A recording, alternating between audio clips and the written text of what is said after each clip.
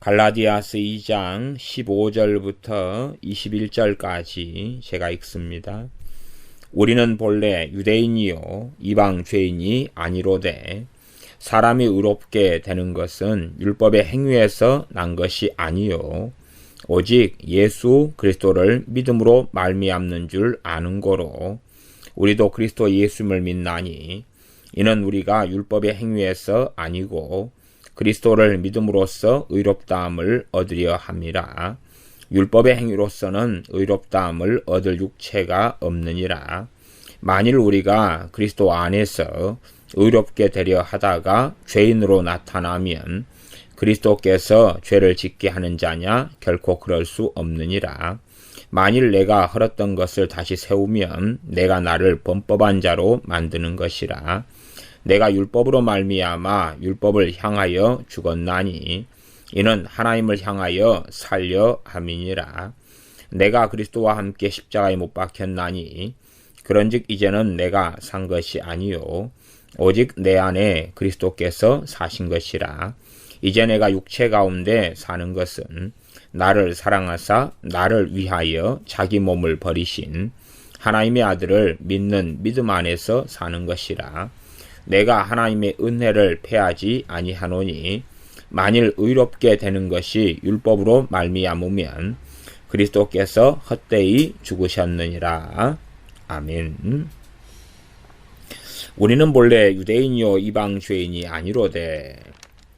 이 말씀은 이 갈라디아 교회들에게 서신서를 보내는 사도 바울을 포함한 하나님의 사람들, 특별히 유대인들, 이 사도 바울이죠. 그 유대인이다. 그리고 이방 죄인이 아니다. 그 말은 유대인들은 율법으로 살아왔다. 그런 이야기입니다. 율법을 준행하고 지키며 살아왔다. 그럼에도 불구하고 유대인인 자신의 입장에서 율법을 지키고 준행해온 자신의 입장에서라 할지라도 16절 사람이 의롭게 되는 것은 율법의 행위에서 난 것이 아니요 오직 예수 그리스도를 믿음으로 말미암는 줄 아는 거로 예수님을 믿는 믿음을 통해서 사람이 의롭게 되는 것이다. 율법을 통한 의가 성경에는 명백하게 나와 있습니다. 예를 들어 야고보서 같은 말씀에도 행함으로 얻는 의에 대해서 나와 있습니다. 의롭게 살아가는 삶, 하나님의 말씀을 준행하며 지키고 살아가는 삶을 통해서 의를 얻는다는 것을 우리는 아브라함의 사례를 통하여 알 수가 있습니다. 아브라함은 믿음으로 의롭다함을 얻기도 했고 또 행함으로 의롭다함을 얻기도 했습니다. 그러나 아브라함이 아무리 행함으로 의롭다함을 얻었다 할지라도 그것을 통해서는 구원을 받지 못한다 하는 사실입니다. 아브라함이 행함으로 얻는 의가 가치가 있는 것은 그에게 믿음을 통한 의가 있었기 때문에 그렇다라고 어려운 이야기지만 그렇게 간략하게 설명을 하겠습니다. 믿음을 통해서 의롭다함을 얻는다. 오직 예수 그리스도를 믿음으로 말미암는 줄 아는 거로. 그러면 율법의 행위에서 의롭게 되지 않는다. 율법의 행위를 통해서 의롭게 된다는 것은 하나님 앞에 서서 구원을 받는다 하는 부분과 관련된 의롭게 되는 걸 이야기하는 것입니다. 그래서 의를 행하는 것하고 실상은 의롭게 되는 것은 다른 것입니다. 하나님으로부터 난 의, 율법을 행함으로 의를 행하는 것 하고 의롭게 되는 것은 다릅니다. 의롭게 되는 것은 어떤 면에서 존재 자체에 대한 이야기다 하는 말씀입니다. 그러면 사람들은 이제 이 율법의 행위에 대해서 좀 잘못된 이해나 왜곡이나 생각을 가질 수가 있습니다. 어떤 의미로 많이 생각할 수 있냐 그러면 율법의 행위 그러니까 제사를 지내고 절기를 지내고 안식일을 지키고 정한 짐승, 부정한 짐승을 가려서 정한 것을 먹고 이러한 율법의 행위를 중심으로 생각할 수 있습니다. 그러나 그것을 말씀하는 것은 아닙니다. 무슨 말인고 하니 율법의 중심은 하나님 사랑과 이웃 사랑입니다. 그렇기 때문에 율법의 행위의 핵심에는 하나님을 사랑하고 이웃을 몸처럼 사랑하는 것이 들어가 있는 것입니다.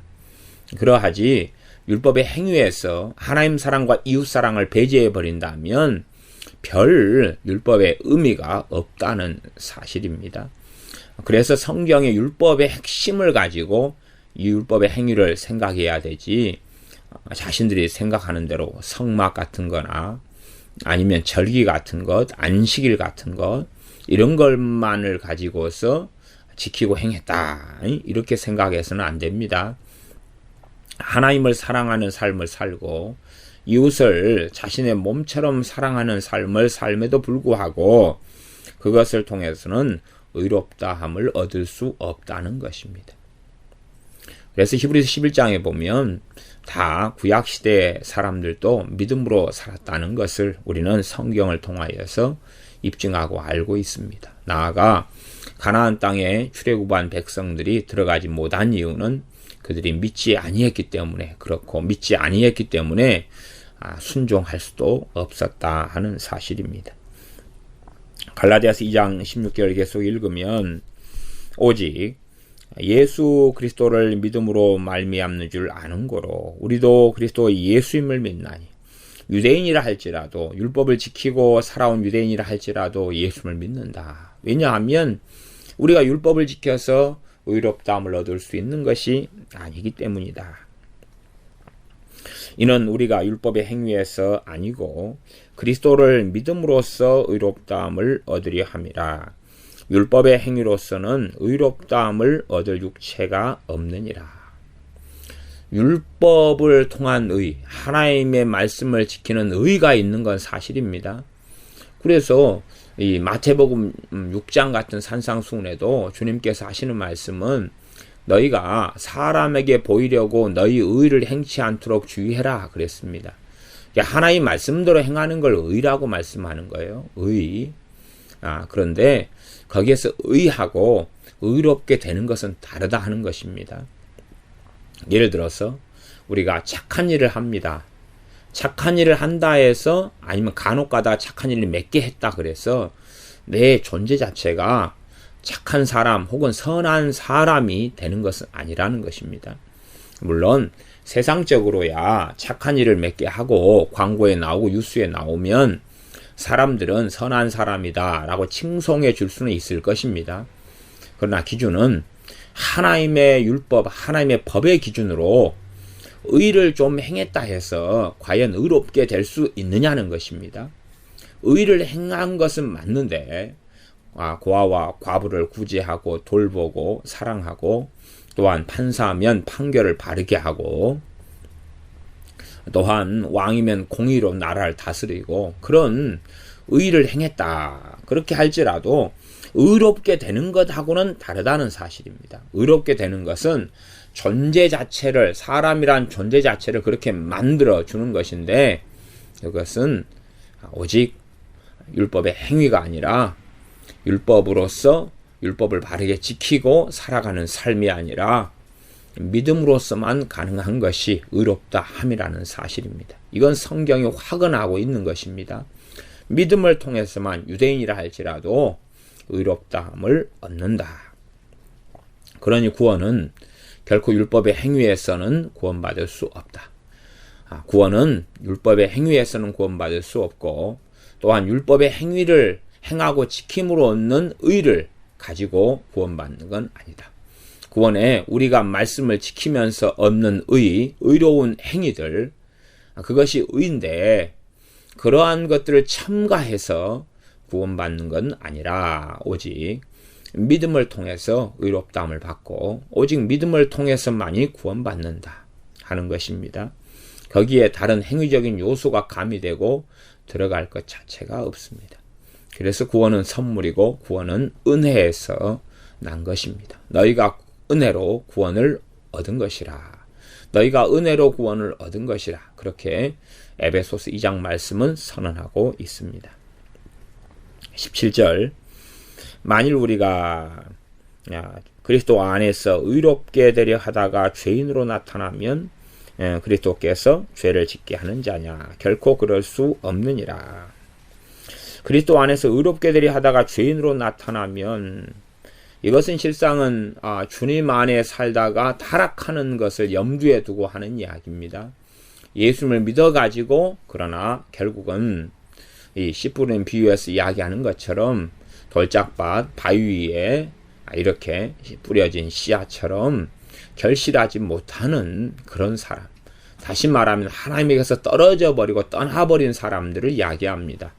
그런 경우에 주님께서 잘못하셨다거나 주님의 복음이 잘못되었기 때문에 그런 건 아니라 하는 이야기를 하고 있습니다.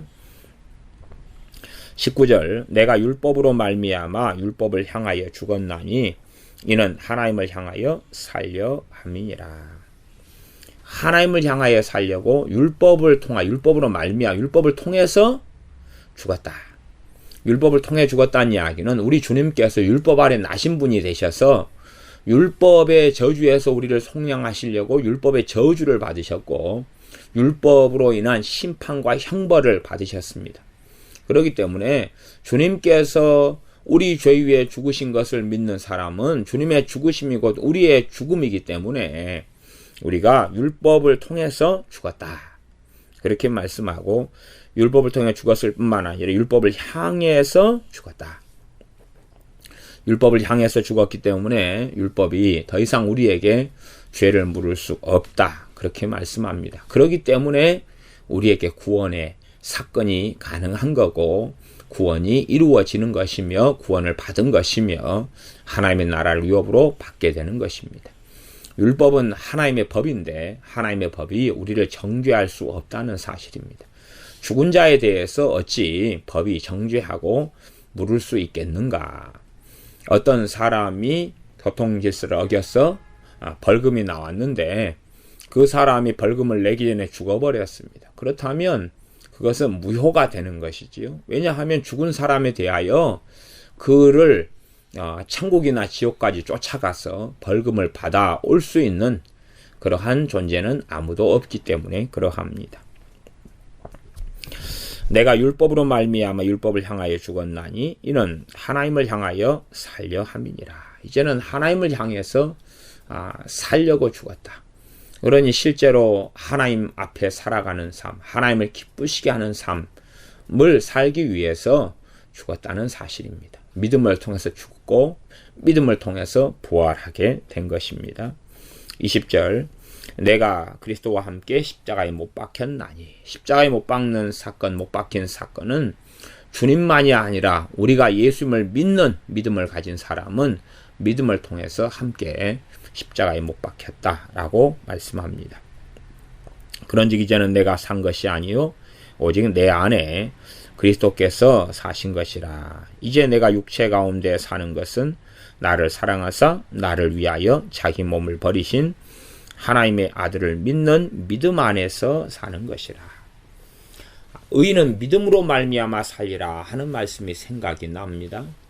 하나님의 아들을 믿는 믿음 안에서 사는 것이라. 이 믿음이 믿는 사람들, 그리스도인들의 모든 것의 기초가 되어집니다. 거기 위에서 살아가야 되는 것입니다. 로마서는 믿음으로 행치 아니한 모든 것이 죄니라 했던 것처럼 믿음 위에 살아가야 되는 것입니다.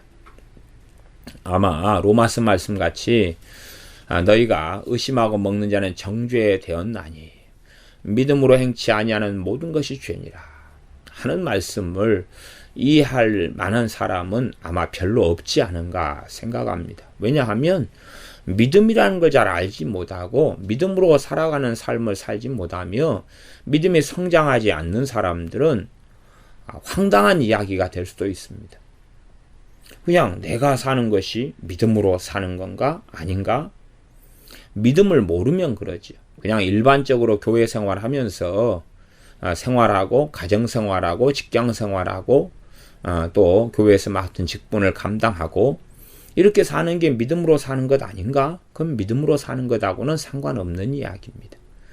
믿음을 알지 못하기 때문에 그런 거죠. 믿음을 알고 믿음이 성장하고 믿음이 자라야지만이 믿음으로 산다는 것이 뭔지를 그 다음에야 이해하고 알 수가 있습니다.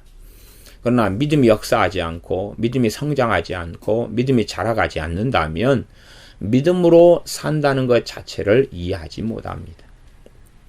많은 사람들은 예배당에 생활하는 예배 따로, 생활 따로, 생활 가운데는 자기 생각, 자기 감정, 자기 마음대로 판단하고 선택하고 살아갑니다.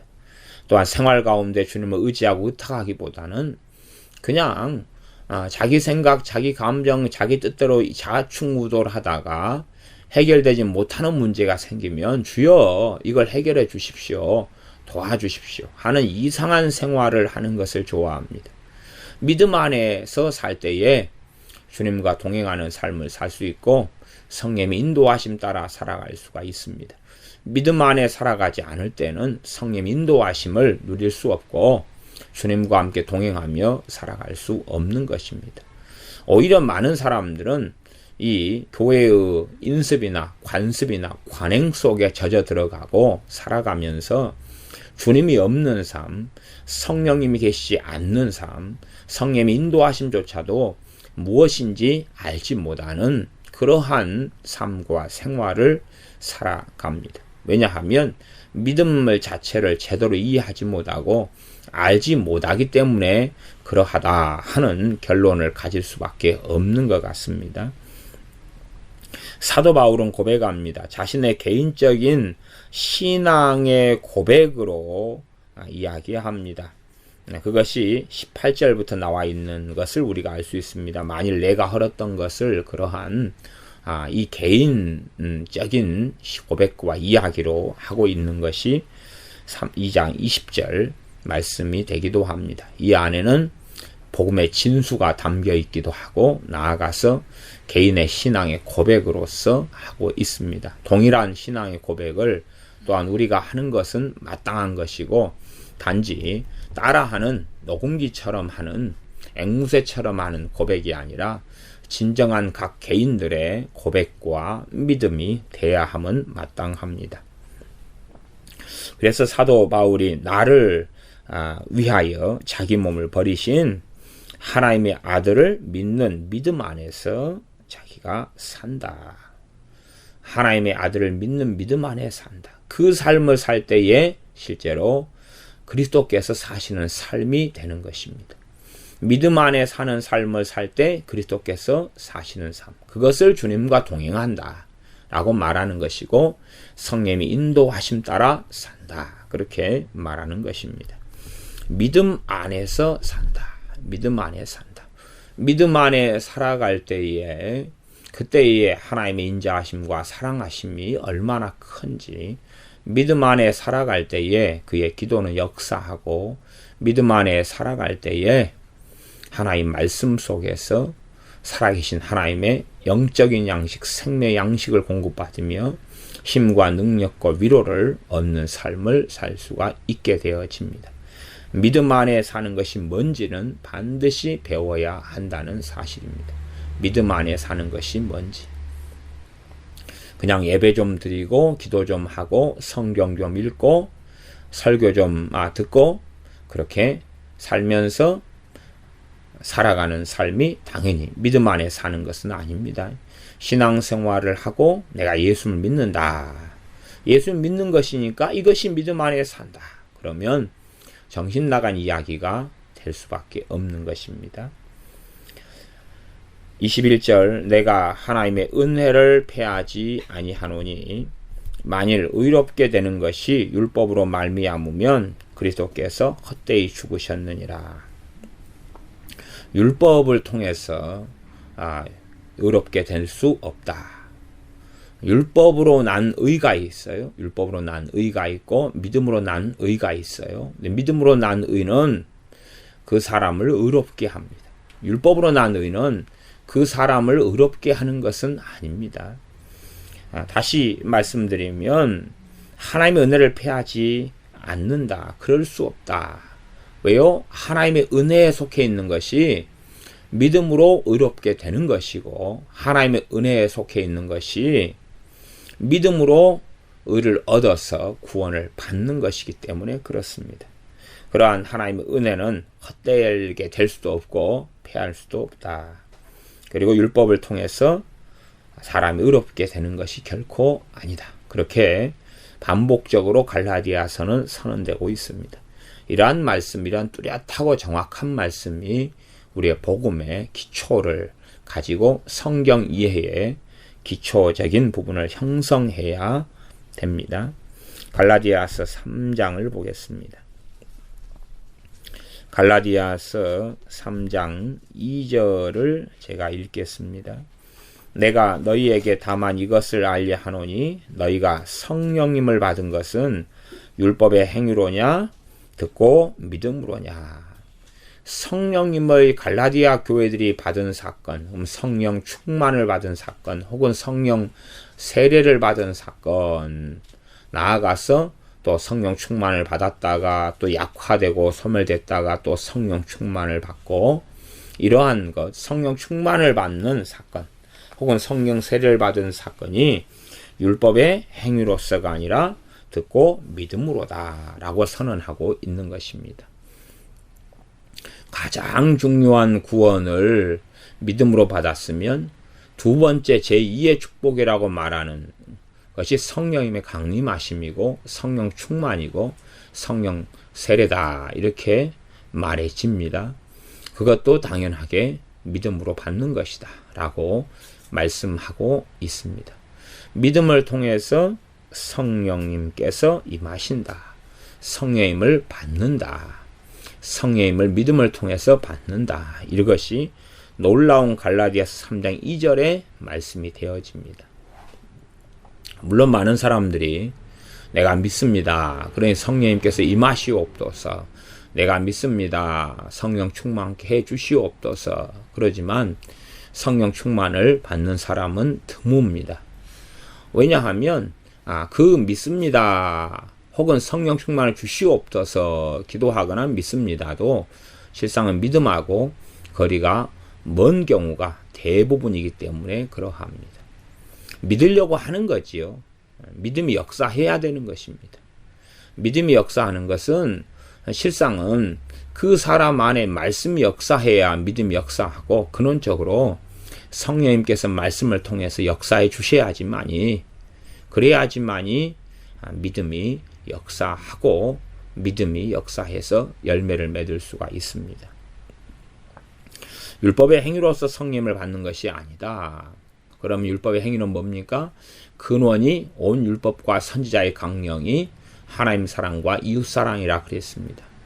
내가 하나님을 사랑하는 실천하는 삶을 살고 이웃을 사랑하고 실천하는 삶을 살고 또한 율법의 여러 가지 조항들을 지키고 살아가니까 그것 때문에 성령이 임하신 게 아니다는 것입니다. 어떤 사람이 다시 말하면 바르게 살기 때문에 성령이 임하시는 게 아니다는 사실입니다. 아마 바르게 살려면 한도 끝도 없을 것입니다. 다시 말하면 완벽하게 살고 점과 흠이 없게 살려면 아마 인생이 다 끝나고 이 육신을 벗어버려야지만이 가능할 것입니다. 그러하며 완벽한 삶, 철두철미한 삶, 정결한 삶을 통해서 성령이 임하시는 게 아니라 오히려 정결한 삶을 위하여, 깨끗한 삶을 위하여, 거룩한 삶을 위하여, 거룩하게 하시기 위하여, 말씀을 깨닫게 하시기 위하여, 진리의 길로 인도하시기 위하여 성령이 임하시는 것입니다. 죄인에게, 허물이 많은 자에게. 그러하며 성령이 임하시는 이유는 율법의 행위가 아니라 믿음으로다. 그러므로 율법의 행위라 하는 것은 내가 성령 충만과 성령 세례를 받을 이유를 자신에게서 찾는 사람은 결코 성령 충만이나 세례를 받을 수 없다는 것을 알 수가 있습니다. 율법의 행위로서 받을 수 없다 그랬는데, 하나님 내가 저 사람보다 낫지 않습니까? 혹은 나는 성령 충만 받기 위해서 40일 작정기도 하고 있습니다. 40일 작정기도도 율법의 행위에 속한 것이 되겠지요. 내가 신앙생활을 5년 했고요. 5년 내내 성령 충만 깨달라 기도했지 않습니까? 그런 걸로는 안 되는 것입니다. 자신 율법의 행위를 의지하는 게 아니에요. 많은 기도나 깊은 기도를 하다가 성령 충만을 받는 경우는 당연히 많습니다. 그러나 그 사람들의 공통점은 자신의 기도라는 행위를 의지하는 게 아니고 하나님의 말씀을 믿는 믿음을 의지하고 믿음으로 나아가 기도하는 사람들이 성령 충만과 성령 세례를 받아왔다는 사실입니다. 물론 주권적인 하나님의 은혜 속에서 성령 충만과 세례를 주시는 사건들도 있습니다. 그러나 근원적으로 예수님을 믿는 믿음에 대한 말씀을 들은 다음에 믿음이 역사하고 그 후에 성령 세례나 충만이 주어지는 경우입니다. 나아가서 믿음이 좀 성장하고 자라는 사람들은 더한 믿음이 필요할 때가 많다는 사실입니다. 나아가서 이제 5절 너희에게 성령님을 주시고 너희 가운데서 능력을 행하시는 이의 일이 율법의 행위에서냐 듣고 믿음에서냐. 성령님을 주셨다. 그것도 믿음을 통해서다. 한 걸음 나아가서 너희 가운데서 능력을 행하시는 일. 능력을 행하시는 일이 뭐겠습니까? 귀신을 쫓아내고 병이 고쳐지고 치유 역사가 나타나고 이것도 율법의 행위 때문은 아니다. 이것은 듣고 믿음에서다. 하나님 말씀을 들을 때 뭐가 생겨난다고요? 믿음이 생겨나는 것이. 하나님 말씀을 들을 때 믿음이 생겨나요. 그래서 믿음은 들음에서 나며 들음은 그리스도의 말씀으로 말미암느니라 라고 로마서 10장은 말씀하고 있습니다. 말씀을 들을 때에 믿음이 역사하는 거예요. 말씀을 들을 때에. 그래서 어떨 때는 한순간에 많은 사람들이 한 자리에서 복음을 듣고 그 자리에서 주 예수님을 믿고 영접하는 놀라운 사건들이 벌어지는 것입니다. 물론 그들이 가슴을 치고 단시간은 회개를 할 수 있을지도 모르지만 그러나 그들은 그 자리에 그냥 가만히 있는 것이에요. 행위적으로는 실상은 아무것도 없다는 사실입니다. 그러나 거기에서 듣고 믿음이 생기고 거기에 성령이 임하시는 사람들이 많고 나아가서 이 믿음을 통해서 믿는 신자들 가운데 너희 가운데서 그러지요. 믿는 신자들 가운데서 능력을 하나님께서 행하신다는 사실입니다. 능력을 행하시는 것은 우리의 믿음을 통해서라는 사실입니다. 그렇기 때문에 사복음서 가운데 마태마가 누가복음은 끊임없이 주님께서 믿음을 요구하시며 믿음이 적거나 없는 사람들을 책망하시는 많은 일들과 사건들이 많고 나아가서 믿음을 칭찬하시는 경우도 있는 것을 우리는 봅니다. 7절, 3장 7절 그런즉 믿음으로 말미암는 자들은 아브라함의 아들인 줄 알지어다. 아들은 후손이나 자손을 이야기하는 단어입니다. 그래서 믿음으로 말미암는 자들은 그러한 믿음으로 살아가는 사람들, 믿음으로 의롭다함을 얻은 사람들, 이걸 총칭하는 말로 믿음으로 말미암은 그런 자들이다. 아브라함의 후손이다. 아브라함의 후손이란 말은 이 율법서에 있는 성경이 또한 구약 성경이 누구에게 준 것입니까? 아브라함의 후손에게 준 것입니다. 아브라함의 후손을 누구라 그럽니까? 이스라엘이다. 그렇게 말씀하는 것입니다.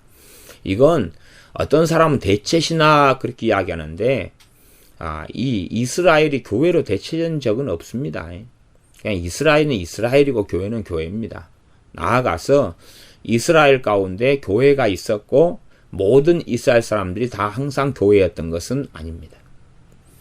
예외적으로는 잠시 동안은 이 출애굽했던 이스라엘 백성들이 광야에 있었을 때 성경 그들을 광야 교회라고 부른 적은 있습니다. 그러나 그들은 40년 동안에 다 하나님의 심판과 진노를 받아 죽어갔습니다. 다음 세대가 일어났던 거지요. 그러므로 육적인 이스라엘이 다 영적인 이스라엘은 아니고요. 참으로 하나님께서 인정하시는 사람들만이 진정한 이스라엘입니다. 그래서 이 이스라엘이 교회로 대체된 그런 적은 없습니다. 오히려 성경은 명백하게 말씀하고 있기를 유대인과 이방인을 하나님께서 구별하지 않게 하셨다. 이제 예수님 안에서는 유대인이나 헬라인이나 차별이 없다. 그리고 막힌 담을 허셔서 이 둘을 하나로 만드셨다고 성경은 명백하게 말씀합니다. 그렇기 때문에 유대인과 이방인을 차별하고 유대인 우월주의로 빠지고 이스라엘 우월주의로 빠지는 사람들은 잘못된 길을 걸어가고 있는 사람들입니다. 그들은 성경을 이해하지 못하는 사람들이며 정신 나간 광증 가운데 빠진 것입니다. 물론 유대인들에 대한 사명 또 전도의 부르심을 받은 사람들은 그 길을 걸어가면 되는 것입니다. 예를 들어 또 누가 홍콩에 부르심을 받았다 그러면 홍콩 사람들을 사랑하고 그들을 위해 기도하고 그들에게 복음을 전하고 사는 것입니다. 누가 중국을 위한 부르심을 받았다 그러면 아마 그에게 가장 중요한 민족이나 나라 사람들은 중국이 될 것입니다. 그리고 중국인이 되겠지요. 누가 인도에 대한 부르심 받았다면 누가 가장 중요해야 됩니까? 그에게는 인도가 가장 중요해야 되는 것입니다. 그런 의미에서 누가 유대인에 대한 부르심을 받았다 하면 유대인을 가장 중요시 여길 수 있다는 것입니다. 사명적으로. 그러나 인종적으로나 과거에 독일이 빠졌던 그러한 민족 우월주의처럼 이제 이스라엘 우월주의는 없다는 사실입니다. 성경을 그런 식으로 해석하면 큰일이 나는 것입니다.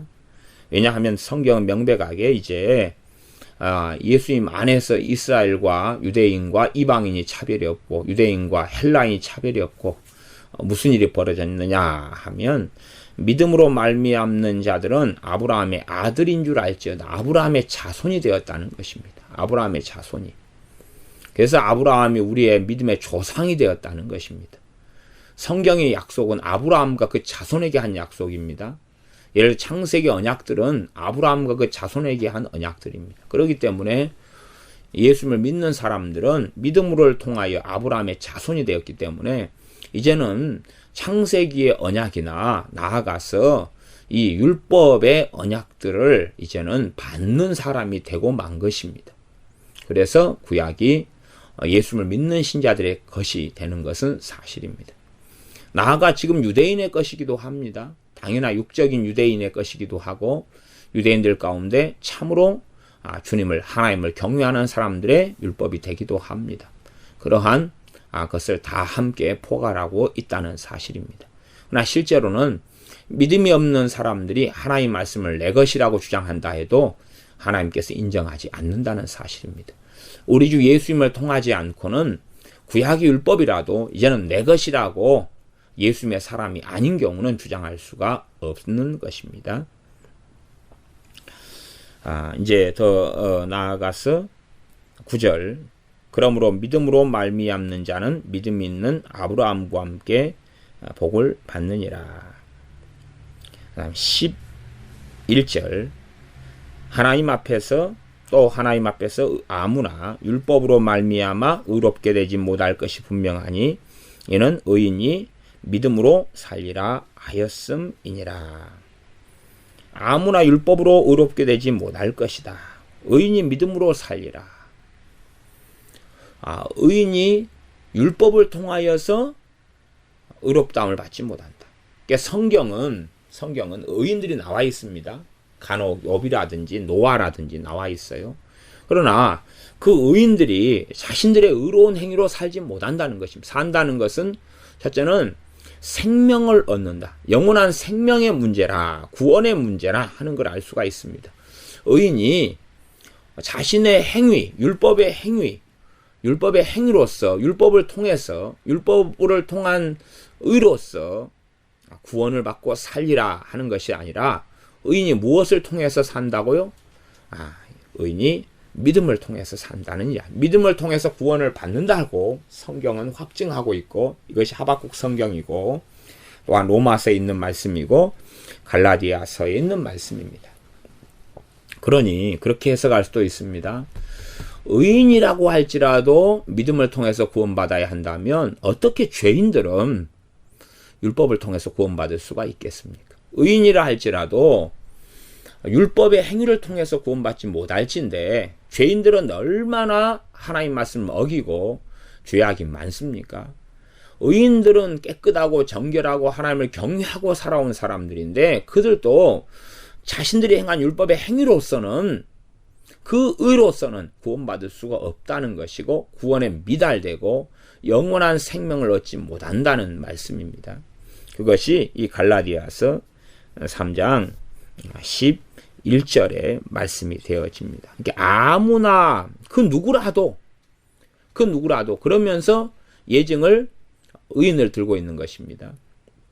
그래서 의인이 믿음으로 살리라는 말씀은 꽤 어려운 말씀이다. 그리고 제가 어제 말씀드린 적이 있습니다. 그래서 이거에 대한 설교를 제가 몇 시간에 걸쳐서 했던 일도 있습니다. 간략하게 설명하기는 꽤 어렵습니다. 그래서 어떤 면에서는 성경이 이렇게 나오는 것이 사람들이 귀에는 맞게 들리는 거예요. 죄인은 믿음으로 살리라.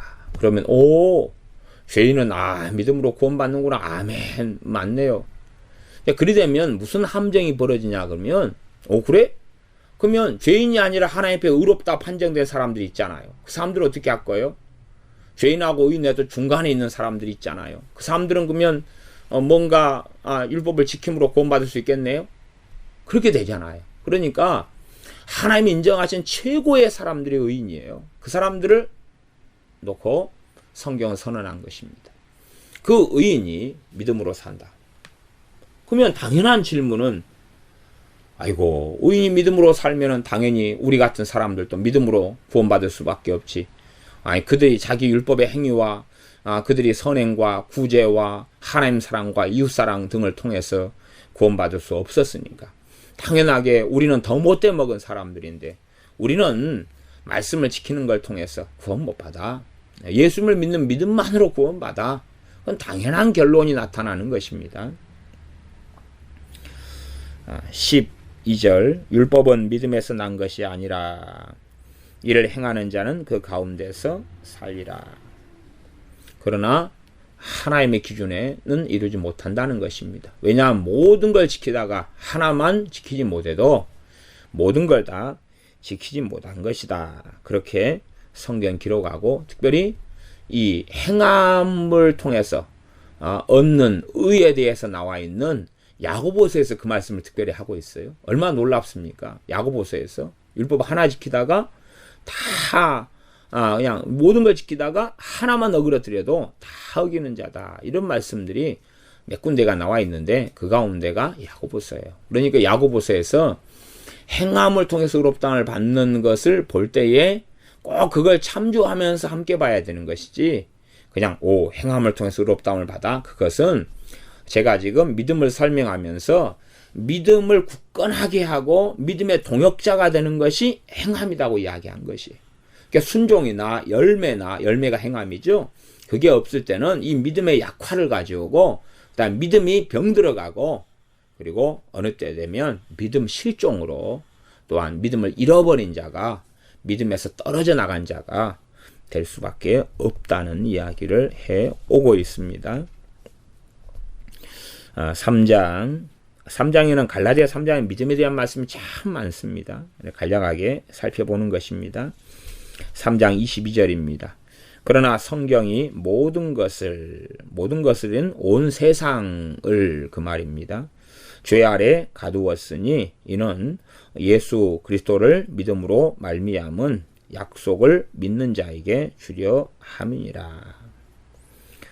예수님을 믿는 믿음을 통해서 말미암은 약속이 뭡니까? 그 약속은 천국의 유업, 하나님의 나라의 유업에 대한 약속입니다.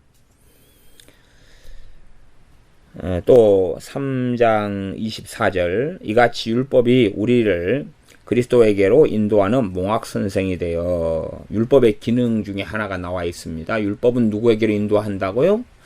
예수님께로 인도한다. 왜냐하면 율법을 만나면 우리는 이것은 내가 좀 지키고 사는데 이건 반밖에 못 지켰는데 이건 못 지켰잖아. 그러면 못 지켰잖아 하는 죄의 문제가 드러난단 말이에요. 왜? 완벽하게 율법을 지키는 사람이 없기 때문에. 나아가 율법의 깊은 것을 주님께서 산상수훈 같은 걸 통해서 말씀을 더 깊이 있게 가르쳐 주셨습니다. 그러면 율법의 문제는 행위의 문제 이전에 외면적인 행위의 문제가 아니라 이면적인 문제, 마음의 문제라는 걸 알 수가 있고 마음과 생각의 문제인 거예요.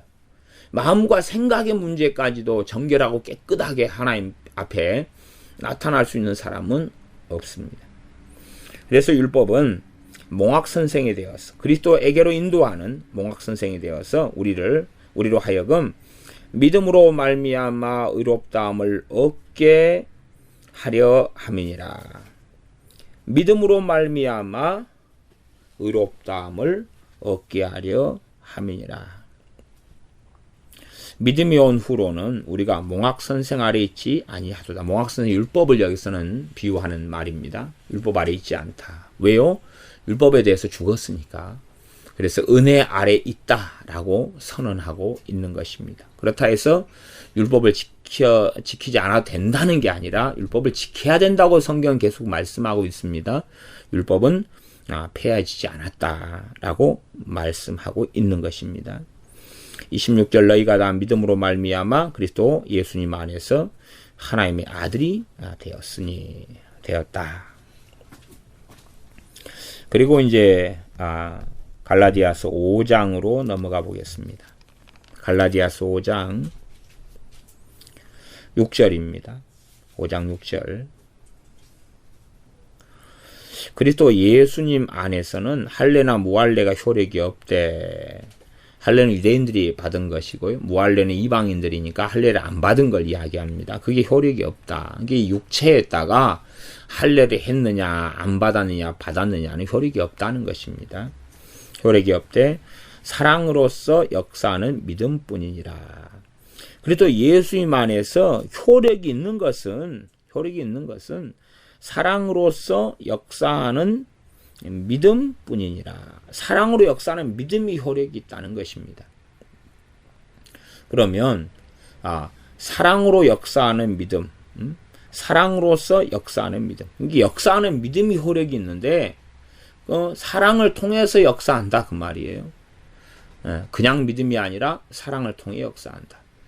고린도전서 13장에는 산을 옮길 만한 믿음이 있을지라도 사랑이 없으면 아무것도 아니다는 말씀이 있습니다. 다시 말하면 우리가 믿음으로 행할 때에 그 근원적인 이유와 뜻은 사랑이 되어야 된다는 이야기. 내가 너희에게 마땅히 행할 길을 보이리라. 마땅히 행할 길. 너희가 너희에게 가장 좋은 길을 보이리라. 가장 좋은 길. 그러면 사랑을 이야기하고 그 다음에 은사를 이야기해요. 가장 좋은 길이 은사를 이야기하는 게 아닙니다. 은사와 하나님의 권능과 믿음의 역사를 하는 이유와 그 방법과 동기, 이 모든 것을 사랑이라고 제시하고 있는 것입니다.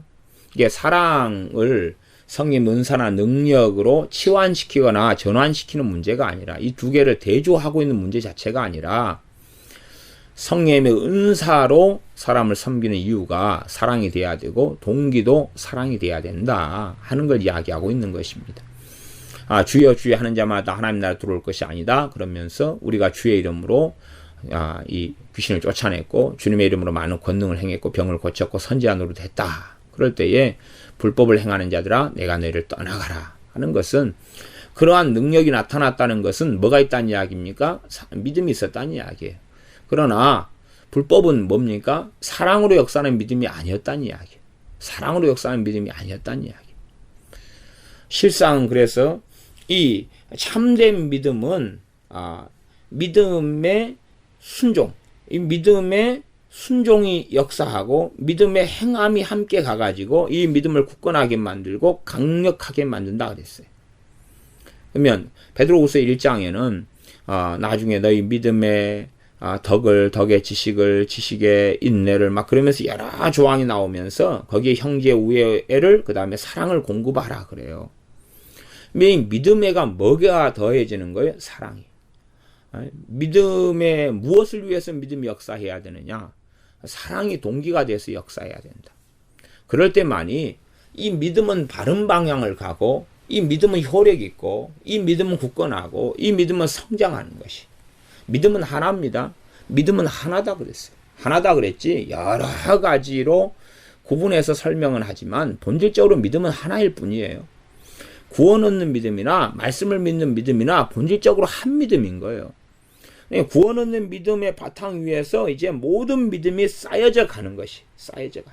믿음을 통해 얻는 의, 그 원천적인 믿음 위에서 모든 믿음이 동일하게 성장하고 자라가야 된다 하는 것입니다. 구원 얻는 믿음이 뿌리예요. 믿음의 뿌리. 뿌리에서 이제 싹이 나고 그 다음에 줄기가 생기고 나무 가지가 생기고 꽃이 피고 열매를 맺혀가는 그러한 한 믿음의 여정이다. 이렇게 생각하셔도 좋겠습니다. 그래서 예수님 안에서 효력이 있는 것은 사랑으로서 역사하는 믿음이다. 사랑과 믿음을 함께 함께 이야기하는 거예요. 그러니까 어리석은 사람들은 고린도 전서 13장 같은 사랑장을 볼 때에 이 사랑이 최고구나. 그 이야기가 아니에요. 이 미련한 사람들이 이상한 이야기를 하고 있어요. 왜? 재고 뒤에 뭐라고 나왔습니까? 믿음, 소망, 사랑 이 세 가지는 항상 함께 있을 것인데 그렇게 이야기하잖아요. 믿음과 사랑을 자꾸 대적을 시키려고 그러고 믿음이 아니라 사랑이 최고야. 뭘 모르는 사람들이에요. 그럼 사랑이 최고야 그러면 성경이 왜 자꾸만 믿음 이야기를 하겠어요? 주님이 더 이상한 분이 될 거 아니에요. 마태복음에서 내 사랑을 통해서 너가 구원받았느니라 그래야 될 거 아니에요. 왜 믿음을 이야기하시겠어요? 믿음을 계속 중요시 여기는 거예요. 그러면서 사랑은 사실은 중간중간 나왔다가 이제 형제 사랑 같은 것은 요한 1서에는 아주 많이 나오고 핵심으로 다루기도 합니다. 또 주님께서도 요한복음에서는 많이 이야기하시고 사도 요한은 그 부분의 메시지를 많이 증거하도록 주님께서 부르셔서 요한복음을 통해서도 사랑을 많이 이야기하시고 또한 요한 1, 2, 3서를 통해서도 사랑을 많이 기록하도록 주님께서 그를 불러서 성경을 기록하게 하신 것을 우리가 봅니다. 그러나 마태, 마가, 누가복음은 믿음을 중심으로 하는 성경이 되어집니다. 그러나 사랑과 믿음은 함께 가는 것이 함께가. 그래서 이 사랑으로서 역사하는 믿음이라는 것이 나와 있습니다. 우리의 구원 얻는 믿음을 하나님께로부터 우리가 마음을 열 때에 우리에게 주셔서 믿어지는 거예요. 믿으려고 할 때 믿어지는 거예요. 믿으려고 해서 내가 믿었다가 아니라 믿으려고 하니까 내가 믿어진 거예요. 그래서 예수님이 내 안에 임하시는 거예요. 그러하지 믿음을 우리가 만들어내는 것이면 믿음을 통해서 누가 임하셔요? 예수님 우리에게 임하시죠. 그러면 내가 믿을까? 그러면 예수님을 내가 조종하는 거잖아요. 예수님 나한테 임하게 할까? 찾아오게 할까? 말까? 할까 말까? 그럼 예수님이 내가 나한테 들어가야 돼 말아야 돼 빨리 결정해. 이렇게 우리가 예수님의 주관자가 되는 것입니다. 그게 아니에요. 또 내가 믿을까? 그러면 성령님이 거듭나게 하려고 막 역사하시다가 안 믿어. 아이고 역사는 못하겠네. 나 믿을까? 믿음을 우리가 만들어내는 것이면 믿음을 통해 거듭남이 일어나고 믿음을 통해 주님이 내주하시잖아요. 성령님을 통해서. 응? 우리가 믿음을 만들어내는 것이면 막 믿으려고 할 때 성령님이 막 우리를 거듭나게 해요. 거듭나게 해가지고 예를 들어 말도 안 되는 이야기지만 30%를 거듭나게 했는데 근데 안 믿어. 그러니까 성령님이 야 30% 하다가 말했잖아. 어떻게 하면 좋아? 이게 뭐야 도대체? 내 맘이죠? 그런 식은 될 수 없다는 사실이에요. 믿고 안 믿고의 책임은 100% 우리에게 있습니다. 그럼에도 불구하고 실상은 하나님께서 우리의 마음을 열어주시는 것 또한 우리에게 은혜를 주시는 것 때문에 우리가 믿을 수 있고 우리가 겸비하게 하나님을 찾고 심령이 가난한 자가 되어져서 하나님을 구할 때에 우리가 믿어지는 게 가능합니다. 우리가 마음을 열 때에 믿어지게 하시는 거예요. 믿어지게 하시는 것. 그러나 결국은 우리가 믿는 것처럼 또 믿는 것으로 성경에 기록되어 있는 건 사실입니다. 그러나 원천적으로 믿음의 본질에 대해서는 성경을 통해 우리가 확인하고 알고 있어서 겸손한 자리에 하나님을 감사하고 찬양하는 자리에 서 있어야 되는 것이 마땅합니다.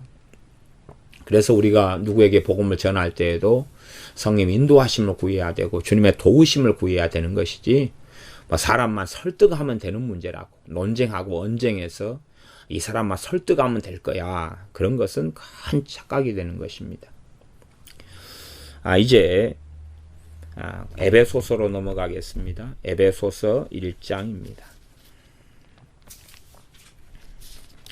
갈라디아서 다음에 에베소서지요. 에베소서 1장 7절 말씀을 제가 읽어보겠습니다. 우리가 그리스도 안에서 그의 은혜의 풍성함을 따라 그의 피로 말미암아 구속곧 죄사함을 받았으니 여기도 은혜의 풍성함을 따라서 그리스도 안에서 그의 피로 예수님의 피로 말미암아 구속곧 죄사함을 뭐에 따릅니까? 받았다 그랬죠. 이게 죄사함을 우리가 받은 거지 내가 믿음을 통해서 내가 스스로 내 죄를 씻어낸 게 아니에요. 그 부분을 잘 생각해 보셔야 됩니다. 내가 믿음을 통해서 죄의 사함을 받은 거예요. 죄의 용서를 받은 것이지, 내가 구원의 창시자처럼, 내가 믿음의 창조자처럼, 내가 스스로 믿음을 만드는 사람처럼 나아가서 믿음을 통해서 예수님의 피를 내가 가져다가 나를 막 내가 씻어요. 씻어가지고, 아이고, 죄사함을 내가 완성했네. 어이고, 때 못 벗긴 부분, 죄를 못 씻은 부분이 좀 더 있잖아. 근데 등에 손이 안 닿아. 딴 사람한테 좀 예수님의 피로 좀 등을 씻어달라 그럴까? 그런 사건이 아니라는 것입니다. 구원은 하나님의 사건이에요. 구원은 나의 사건이 아니라 하나님께서 나를 구원하시는 구원의 역사의 사건이지, 내가 하나님께 나를 맡기고 의탁해서 하나님께서 나를 구원하시고 성령을 통해 거듭나게 하시고 죄의 사함이 일어나게 하시고 성령님이 내게 임하시는 놀라운 하나님의 사건이다, 그 말입니다. 그래서 죄 사함을 받았다는 말씀이 이렇게 나와 있습니다.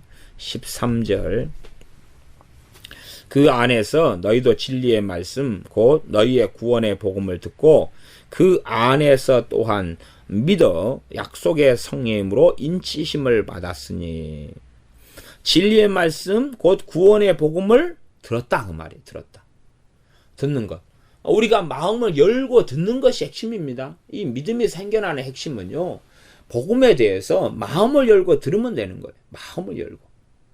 마음을 열고 들으면 돼. 심령이 가난한 자가 되어서 마음을 열고 들으면 그때에 신비한 구원의 사건이 일어나고 거듭남의 사건이 일어나고 믿음이 발생하는 것입니다. 사실은 믿음을 받게 되는 것이에요.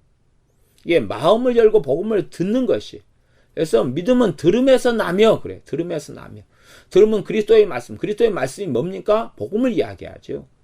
거기에 로마 10장의 믿음은 그 들음에서 나며의 믿음은 구원 얻는 믿음을 중심으로 이야기하는 장입니다. 그 장이. 일반적인 믿음보다는 일반적인 믿음은 지금 하나님의 능력을 체험하고 보면서도 믿음이 생겨나는 이야기가 고린도전서 같은 데는 있는 것을 우리가 확인했었습니다. 그러면 너희도 진리의 말씀 곧 너희의 구원의 복음을 듣고 그 안에서 믿어서, 그 안에서 또한 믿어. 그러니까 여기서도 믿어가 앞에가 수식어가 뭐가 있냐면 그 안에서가 나와 있어요. 그 안에서 또한 믿어가 나와 있어요. 그 안에서라는 신비로운 것. 누구 안에서? 예수님 안에서. 예수님 안에서 믿었다는 이야기는, 예수님 안에서는 뭐냐 그러면 모든 은혜와 진리가 예수님께로 온다 했죠. 그 은혜가 이렇게 나를 덮었다는 이야기예요. 내가 들을 때에 그 안에서란 말은 주님 안에서 그 은혜가 나를 감쌌다, 그 말이에요. 그러니까 뭐가 일어나는 거예요? 믿어지는 게 가능했고 믿음이 임한 사건이 벌어지는 놀라운 믿음의 신비 역사가 일어났고 거듭남의 역사가 일어났고 여기에서 죄 사함의 역사가 일어나는 놀라운 구원 역사가 나타나는 그런 것이었습니다. 이제 에베소서 2장 8절을 보겠습니다. 에베소서 2장 8절입니다. 너희가 그 은혜를 인하여 믿음으로 말미암아 구원을 얻었나니 이것이 너희에게서 난 것이 아니요 하나님의 선물이라. 결국은 수식어만 한다면 구원을 얻었는데 이것이 너희에게서 난 것이 아니다. 너희에 난 것이 아니단 말은 믿음 자체도 우리에게서 난 것이 아니란 이야기입니다. 믿음 자체가 우리에게서 난 것이 아닙니다. 우리가 복음을 듣고 마음을 여느냐의 관건이에요. 여느냐의 관건이에요. 그러지 실상은 성령님이 관여해 주시거나 역사해 주지 않으면 하나님 말씀이 내 마음 안에 새겨질 수가 없습니다. 성령님이 역사해 주지 아니하시면 하나님 말씀이 내 마음에 있어야지만이 마음에서 믿어지고 그래서 의에 이르고 입으로 신하는 게 가능한 거예요. 나아가서 말씀이 내 마음에 있어야지만 이 말씀이 믿음을 통해 역사하는 거예요. 내 마음 안에 말씀이 거하게 하시는 분은 성령 하나님이셔요. 그러니까 믿음을 일으키시는 분은 성령 하나님이셔요. 그러니까 성령 하나님을 우리가 주님 의존적인 삶을 살 때 성령 하나님께서 주님의 영광을 위하여 임하셨기 때문에 역사하시는 거예요. 나아가 말씀에 대해서도 참으로 겸비하고 겸손함으로 나아가서 말씀을 청종할 때에 성령 하나님께서 역사하시는 거예요. 그러지 내가 성경은 다 믿음의 재료가 되지. 그럼 내가 다 암송해버려. 그리고 성경을 암송한다 그래서 믿음이 놀랍게 역사하는 건 아니다. 그 말입니다. 어떤 사람들에게는 성경을 많이 암송하는 사람들에게 믿음이 점점 역사하긴 하겠지만 그것도 반쪽짜리예요. 왜냐하면 믿음이 행함이 믿음과 함께 해가지고 믿음을 온전케 하는 거예요. 행함으로 믿음이 온전케 되는 거예요. 그러니까 말씀을 듣는 것만으로는 믿음이 반쪽짜리가 되는 거예요. 말씀을 이제는 구원 얻는 믿음은 듣는 것으로 되는 거예요. 듣는 것으로. 구원 얻는 믿음은 마음을 열고 들을 때에 구원의 역사가 벌어져요. 그러나 그 믿음이 이제 탄탄하고 굳어지고 굳건해지고 그러려면 이제 말씀을 듣고 우리가 순종하는 삶의 길을 걸어가야 한다는 사실입니다. 에베소 2장 8절은 은혜로 인하여서 구원받았다. 그리고 믿음으로 말미암아 구원받았다.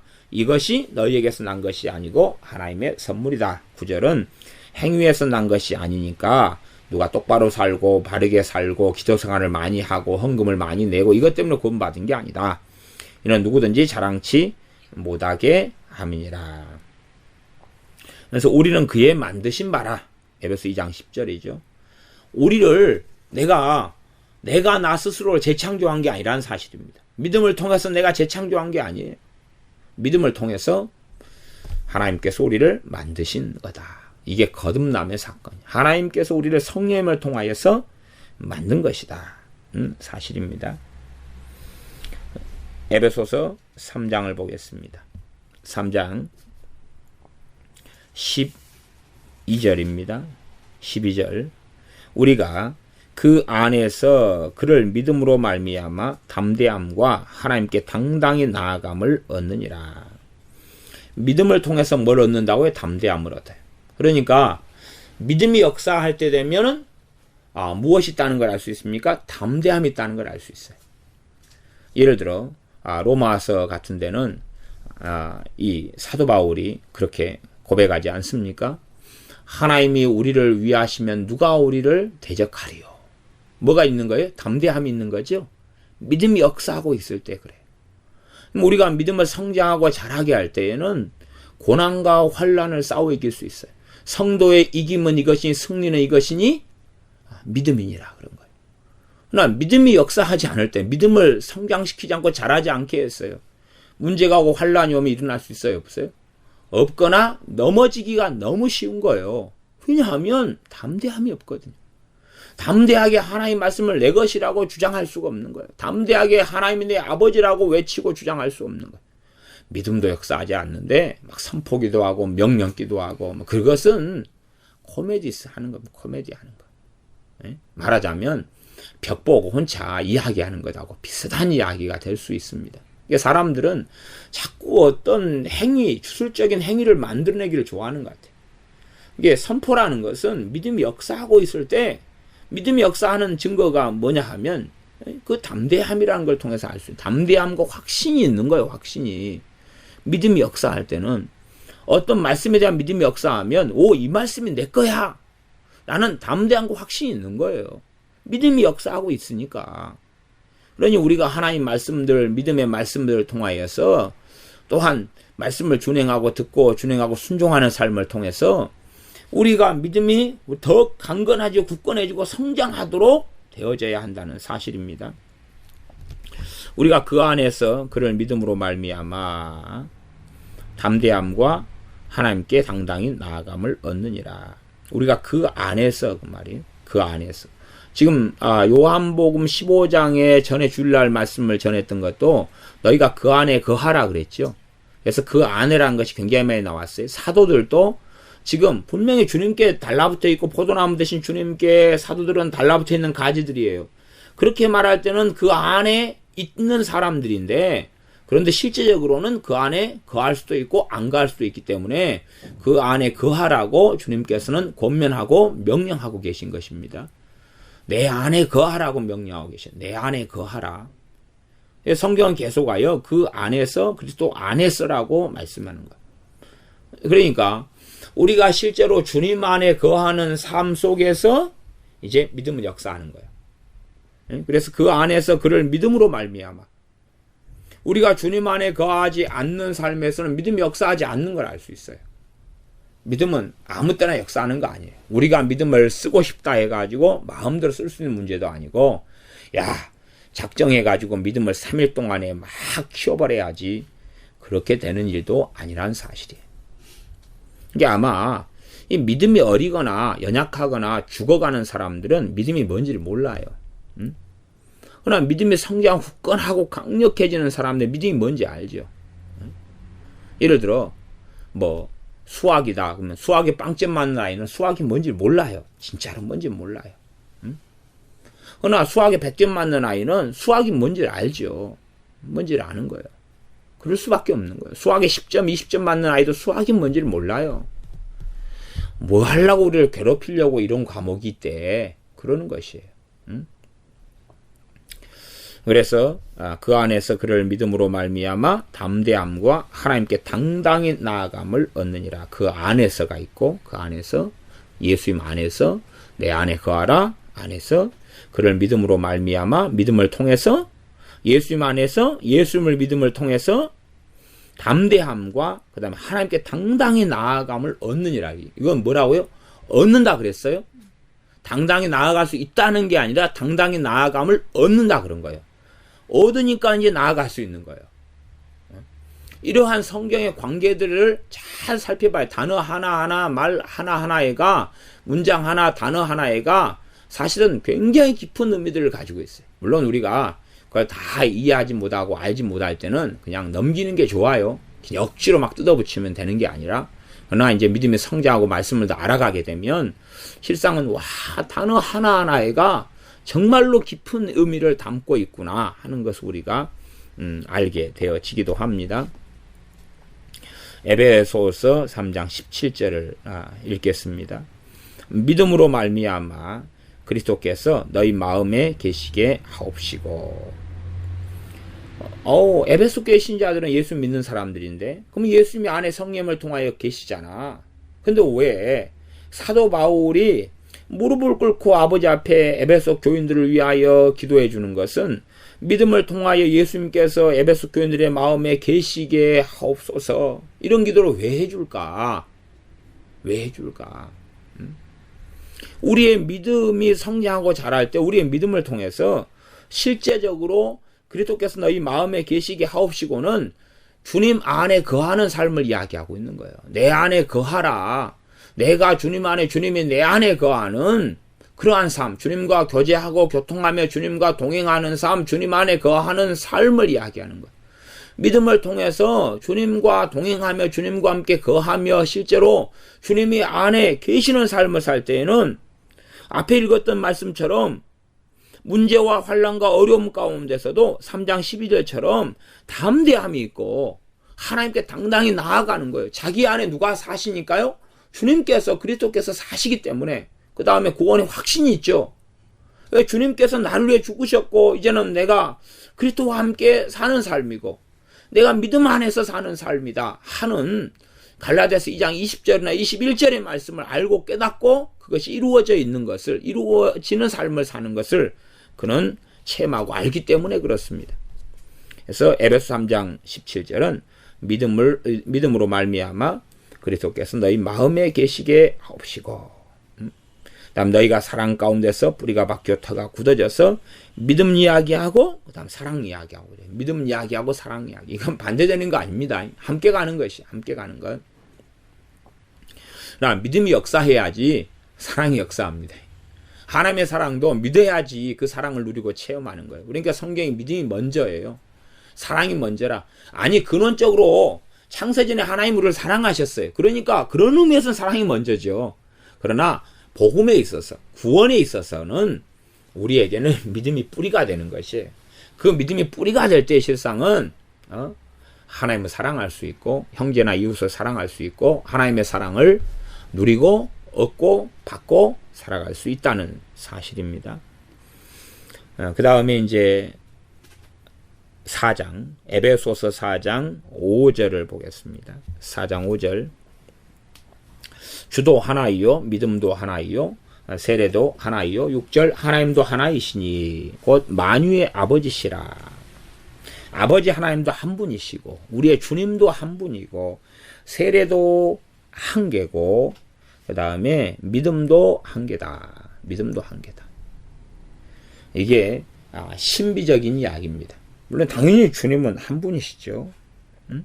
소망도 한 소망이고 몸도 하나고 성령님도 한 분이고 다 4절, 5절, 6절 다 그렇게 이야기합니다. 성령님 한 분. 그러니까 뭐 요즘에 좀 이상한 사이비들이 참 많아요. 뭐 하나님에게서 나온 7영 그래가지고 성령님을 7영으로 이야기하고 성령님 한 분이지 무슨 하여튼 이상한 해석들 가르침들이 난무하니까 성경을 잘 주의 깊게 봐서 말씀의 뿌리를 내려야 됩니다. 빌립보서로 가겠습니다. 빌립보서 1장입니다. 빌립보서 1장 25절을 제가 읽겠습니다. 내가 살 것과 너희 믿음의 진보와 기쁨을 위하여 너희 무리와 함께 거할 이것을 확실히 아노니 내가 다시 너희와 같이 있으므로 그리스도 예수님 안에서 너희 자랑이 나를 인하여 풍성하게 하려 함이라. 사도 바울이 빌립보 교인들과 함께 지금 있어가지고 돕고 싶다는 거예요. 내가 너희와 함께 있을 것이다. 그래서 그 결과물은 뭐냐? 25절이에요. 내가 살 것, 그것은 사도 바울이 빌립보 감옥 속에서 지금 빌립보서를 전한 옥중서신인데 죽는 것이 아니고 그래서 해방되어서 살아나서 너희에게 가서 너희와 함께 있을 것이라는 거예요. 그래서 내가 너희 무리와 함께 거하게 될 텐데 그렇게 해서 너희 믿음의 진보를 가져오겠다. 너희 믿음의 진보와 기쁨을 가져오겠다. 그러면 사도 바울이 믿음의 진보를 가져오기 위해서 이 빌립보 교인들과 함께 행하는 게 뭐겠어요? 다시 말씀을 가리키는 거예요. 말씀을 가리키는 거. 또한 죄나 삶의 잘못된 부분을 책망하고 어그러진 걸 다시 잡는 거예요. 훈계하고 책망하고 바로잡고 말씀을 바르게 가리키고 때론 치유와 귀신을 쫓아내기도 하고 이런 모든 것을 행하게 될 거예요. 복음을 다시 계속하여 깊이 있게 복음을 증거하고 그때 뭐가 나타납니까? 믿음의 진보가 나타나요. 믿음의 진보가.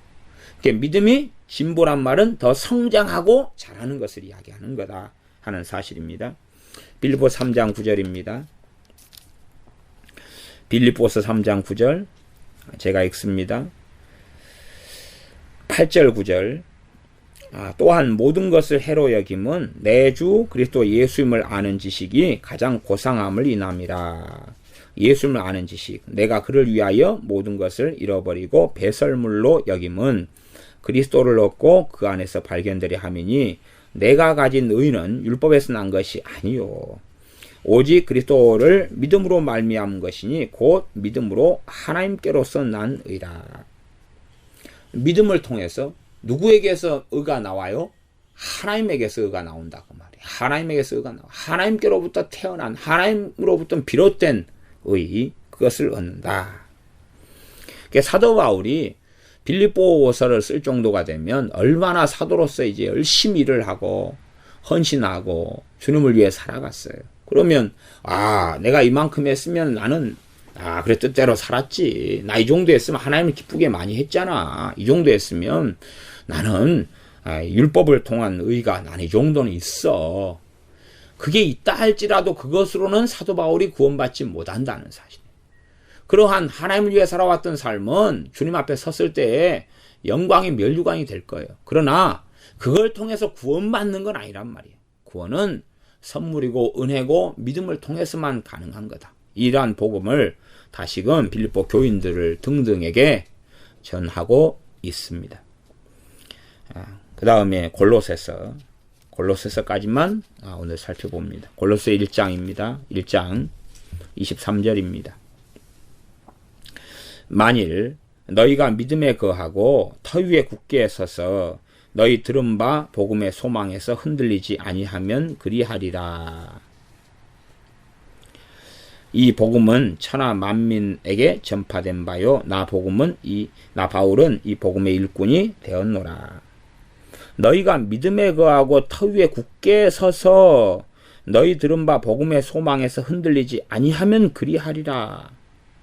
그리하는 건 뭐냐? 앞에 22절이죠.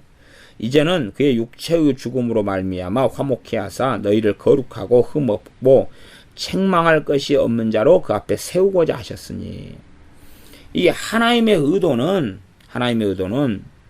우리를 하나님 앞에 거룩하고 흠없고 책망할 것이 없는 자로 세우고자 했다. 뭐 어떻게 흠없고 거룩하고 책망할 것이 없는 자가 되어서 하나님 앞에 서게 될 수 있느냐? 그것은 믿음의 첫째는 너희가 거해야 된다. 너희가 믿음에 거해야 된다. 근데 믿음을 잃어버리면 안 되는 거예요. 믿음을 약화시켜도 안 되고 병들어 버려도 안 되고, 이게 어디 갔냐 모르겠다. 예수 믿었을 때 영접했을 때는 있었는데 지금은 어디 놔뒀는지 모르겠다. 농장 안에 있냐, 서랍 안에 있냐, 창고 안에 있냐, 곤란하고, 믿음에 거하고 터 위에 굳게 서서 믿음에 거하고, 그러면 믿음에 거하는 게 터겠지요? 네, 믿음의 터지요. 그렇게 해석할 수 있습니다. 거기에 굳게 서야 돼요. 믿음을 굳건히 해가지고 굳건히 서가지고, 그런 다음에 너희 들은 바 복음의 소망에서 흔들리지 않는 거예요. 복음의 소망이 흔들리지 않고 믿음에 굳게 서서 터 위에 믿음에 거하고 터 위에 굳게 서는 거예요. 굳건하게 해서 믿음으로 건축하라, 이런 말씀이 있죠. 이렇게 해 나가면 거룩하고 흠없고 책망할 것이 없는 자로 주님 앞에, 또 아버지 하나님 앞에 설 수 있다는 것을 이야기하고 있습니다. 2장 5절 6절 7절입니다. 골로새서 2장 5절 6절 7절 제가 읽습니다. 이는 내가 육신으로는 떠나 있으나 심령으로는 너희와 함께 있어 너희의 규모와 그리스도를 믿는 너희 믿음에 굳은 것을 기쁘게 봄이라.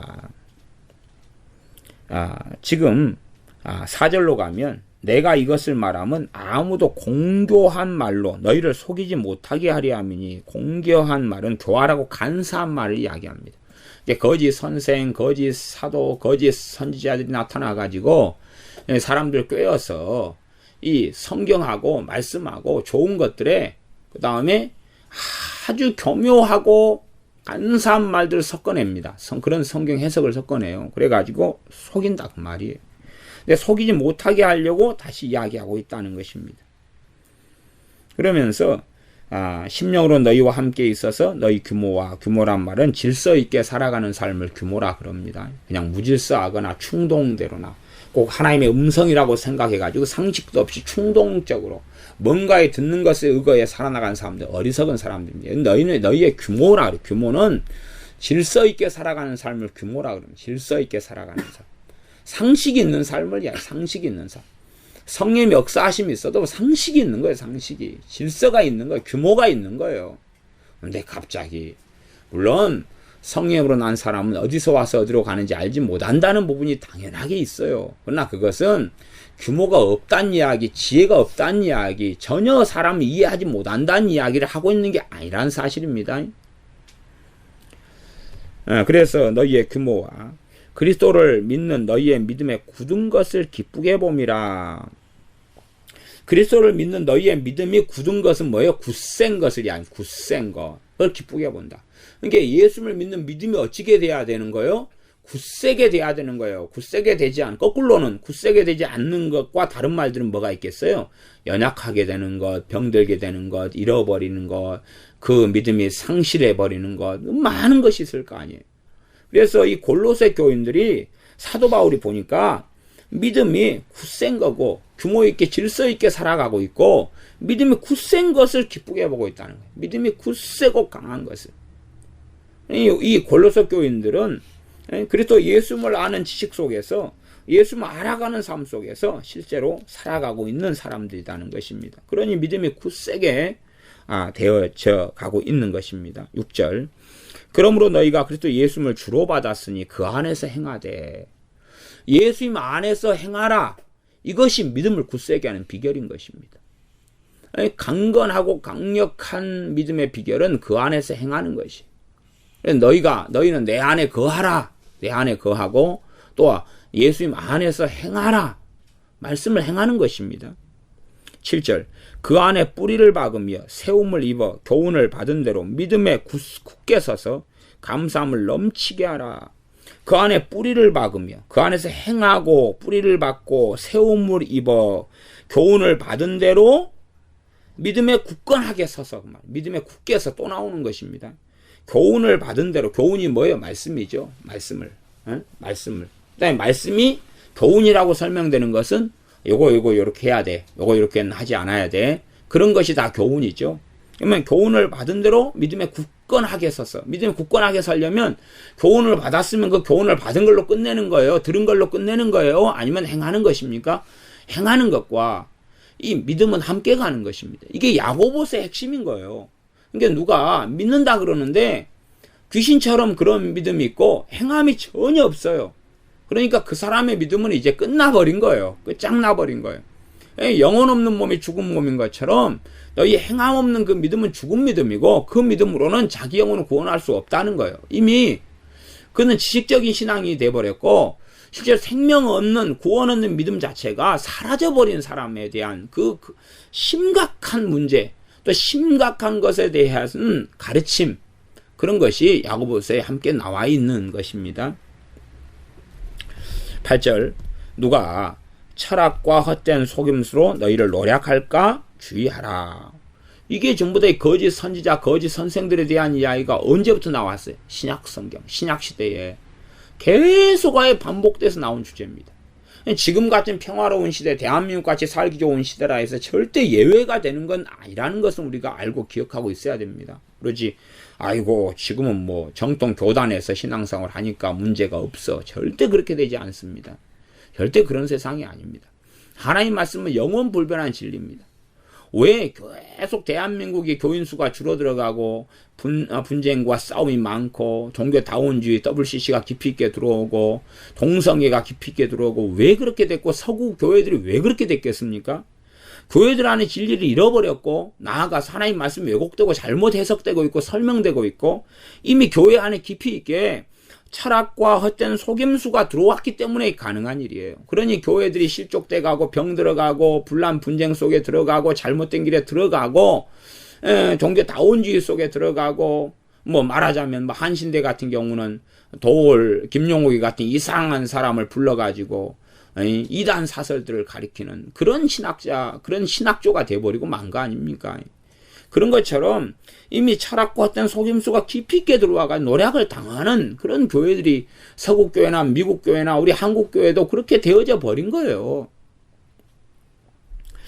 그래서 너희를 노략할까 주의하라. 노략질 당하면 어찌 됩니까? 구원을 상실하고 잃어버리는 거예요. 잃어버리는 거예요. 왜? 믿음을 잃어버리니까. 노략질이 뭐가 당합니까? 믿음이 당하는 거예요. 믿음이. 이것이 사람 유전과 세상의 초등학문을 조춤이요 그리스도를 조춤이 아니니라. 그래서 교훈을 받은 대로 믿음에 굳게 서서 그 안에서 행하되 그 안에 뿌리를 박으며 세움을 입어 교훈을 받은 대로 믿음에 굳게 서서 굳건하게 서서 감사함을 넘치게 하라. 그러면 와 감사하다. 오 저 교회 보니까 감사하다. 저 사람들 보니까 감사하다. 그럼 뭐가 있는 거예요? 사랑이 있고 순종이 있고 덕을 세우는 것이 있고 그런 것이 그것이 그들의 믿음을 더 굳건하게 해주는 것입니다. 골로새서 2장 11절 12절 이제 이쪽만 보고 말씀을 마무리하겠습니다. 2장 11절 11절 제가 읽습니다. 또 그 안에서 너희가 손으로 하지 아니한 할례를 받았으니 곧 육적 몸을 받는 것이요 그리스도의 할례니라. 너희가 세례로 그리스도와 함께 장사한 바 되고 또 죽은 자들 가운데서 그를 일으키신 하나님의 역사를 믿음으로 말미암아 그 안에서 함께 일으키심을 받았느니라. 하나님의 역사를 믿는 믿음을 통해서 그 안에서 함께 일으키심을 받았다.